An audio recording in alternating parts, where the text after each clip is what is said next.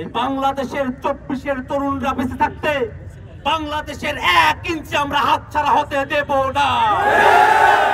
ওরা যদি ভেবে থাকে সাইফুল ভাইকে হত্যা করে হাসনাত সার্জিসের উপরে হামলা করে বাংলাদেশের মুসলমানদেরকে উস্কানো সম্ভব, আমরা বলতে চাই কোনোভাবেই বাংলাদেশের মুসলমানদেরকে উস্কানো সম্ভব নয়। ইসলামের নামে হোক আর হিন্দুত্ববাদের নামে হোক কোন সন্ত্রাসবাদী কার্যক্রমকে বাংলাদেশে 1 সেকেন্ডের জন্য প্রশ্রয় দেবে না। মুসলমান এই বাংলাদেশে ভাই ভাই যারা দিল্লি মসনদে বসে বাংলাদেশের অস্থিতিশীল সৃষ্টি করতে চাচ্ছে, আমরা তীব্র বিরোধিতা করছি এবং আমাদের যারা হিন্দু ভাই রয়েছে, সংখ্যালঘু ভাই রয়েছে, তাদেরকে আপনারা সকলে বাংলার যারা নাগরিক রয়েছেন তাদেরকে নিরাপত্তা নিশ্চিত করুন।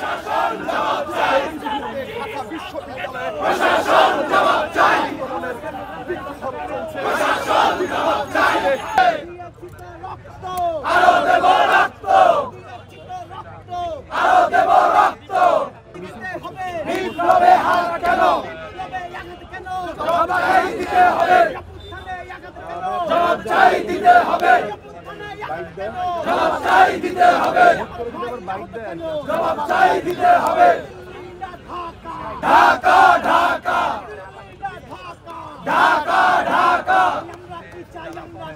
আজাদি আজাদি আজাদি আজাদি আজাদি আজাদি আজাদি। বাংলাদেশের প্রত্যেকটি ইঞ্চি নিয়ে ষড়যন্ত্র করা হচ্ছে। এই বাংলাদেশের 24-এর তরুণরা বেঁচে থাকতে বাংলাদেশের 1 ইঞ্চি আমরা হাতছাড়া হতে দেব না। যে দিল নকশার ভিতর দিয়ে বাংলাদেশে হিন্দু মুসলমানের যে সম্প্রীতিকে ভাঙার চেষ্টা করা হয়েছে, গতকাল থেকে এখন পর্যন্ত বাংলাদেশের হিন্দু মুসলমান সকলে একত্রে দেখিয়ে দিয়েছে আমরা ওই বিদ্বেষীদের পাতা ফাঁদে পা দিতে পারি না। বাংলাদেশে হিন্দু মুসলমান বৌদ্ধ খ্রিস্টান পাহাড়ি সমতলে আমরা সকলেই যারা আছি আমরা বাংলাদেশী, আমরা সকলে বাংলাদেশকে রক্ষার জন্য প্রয়োজনে জীবন দেব। ভাইরা আমার, আমরা এই বাংলাদেশ এমন এক বাংলাদেশ দেখেছি যেই বাংলাদেশে আমাদের হিন্দু সম্প্রদায়ের ভাইরা আজানের সময় হলে পূজার ঘন্টা বন্ধ রাখে, পূজার সময় মন্দিরে যাতে হামলা না হয় মুসলমানরা পাহারা বসায়।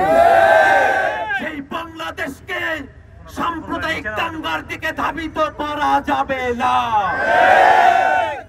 ওরা যদি ভেবে থাকে সাইফুল ভাইকে হত্যা করে হাসনাত সার্জিসের উপরে হামলা করে বাংলাদেশের মুসলমানদেরকে উস্কানো সম্ভব, আমরা বলতে চাই কোনোভাবেই বাংলাদেশের মুসলমানদেরকে উস্কানো সম্ভব নয়।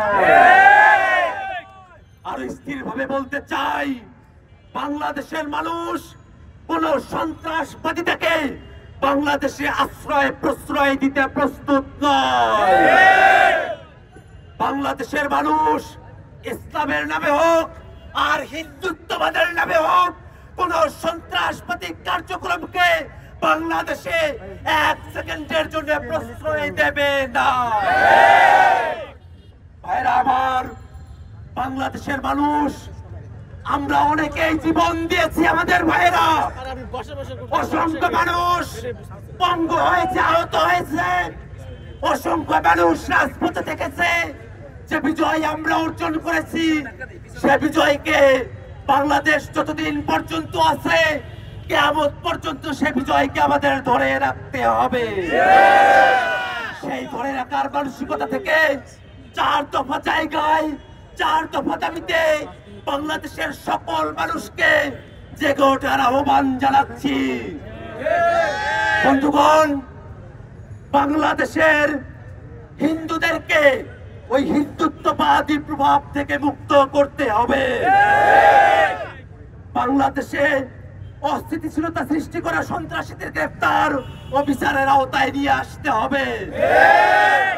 গত 15 বছরে সংখ্যালঘুদের মানবাধিকার লঙ্ঘনে যারা জড়িত, তাদের চিহ্নিত করে যথাযথ বিচার ও শাস্তি নিশ্চিত করতে হবে।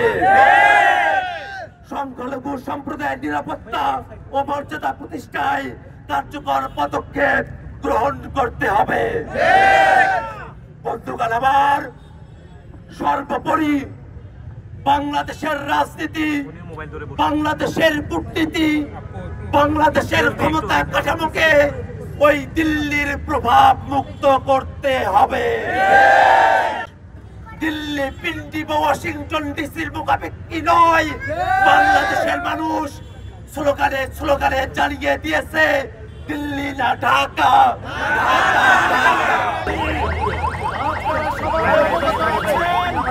এবং আপনারা জানেন, বাংলাদেশের সাম্প্রদায়িক সম্প্রীতি নষ্ট করার জন্য চিন্ময় গোস্বামী মামলায় গ্রেপ্তার করা হয়েছে। এই প্রসঙ্গে বলতে চাই, আমাদের ভাইকে যারা খুন করেছে, আমাদের ভাইকে যারা চিটংয়ে নির্যাতন করেছে, বাংলাদেশের আপামর জনতাকে দিল্লির এই খুনের বিরুদ্ধে জেগে ওঠার আহ্বান জানাচ্ছি। বাংলাদেশে হিন্দুত্ববাদীদের কবল থেকে হিন্দুদেরকে রক্ষার জন্য বাংলাদেশের আপামর জনতাকে জেগে উঠতে হবে। গত 15 বছরে আওয়ামী ফ্যাসিবাদের আমলে হিন্দু সম্প্রদায়, সংখ্যালঘু সম্প্রদায়ের উপরে যে সকল খুন, গুম, নির্যাতন চালানো হয়েছে, আমরা সে সকল খুন, গুমের জড়িত আওয়ামী ফ্যাসিবাদের যারা এখনো ঘুরে ফিরে বেড়াচ্ছে, আমরা তাদেরকে চিহ্নিত করে জড়িতদের ন্যায় বিচারের আওতায় আহ্বান জানাচ্ছি। এবং এই চিন্ময় গোস্বামীর মতো যারা বাংলাদেশে অস্থিতিশীল সৃষ্টিকারী যারা নেতৃবৃন্দ রয়েছেন, আমরা ছাত্র নাগরিকদের পক্ষ থেকে সকলকে অতি দ্রুত গ্রেপ্তার করে বাংলাদেশের সর্বোচ্চ নেতাদের শাস্তি বিধান নিশ্চিত করে আমরা মুসলমান এই বাংলাদেশে ভাই ভাই যারা দিল্লি মসনদে বসে বাংলাদেশের অস্থিতিশীল সৃষ্টি করতে চাচ্ছে, আমরা তীব্র বিরোধিতা করছি। এবং আমাদের যারা হিন্দু ভাই রয়েছে, সংখ্যালঘু ভাই রয়েছে, তাদেরকে আপনারা সকলে বাংলার যারা নাগরিক রয়েছেন তাদেরকে নিরাপত্তা নিশ্চিত করুন।